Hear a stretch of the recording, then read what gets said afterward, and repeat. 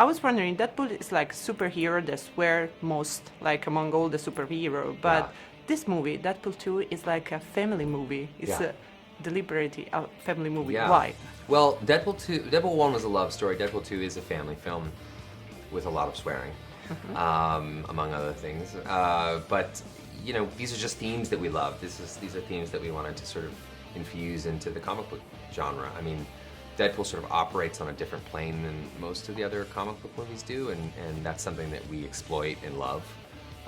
But yeah, so we when we were writing the film, we were looking at it sort of through the lens of how Pixar makes movies in a way, and we wanted that sort of same sense for Deadpool too. So the emotional bedrock and those things were very important to us, but also those things allow and facilitate the funny. So they allow Deadpool, the more pain Deadpool's in, the funnier Deadpool gets to be. So.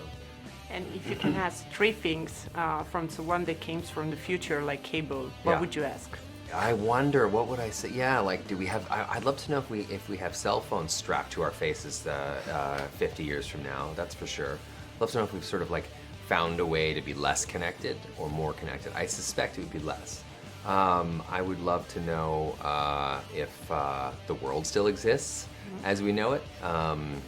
I would love to know how my grandchildren are doing, and that's probably about it.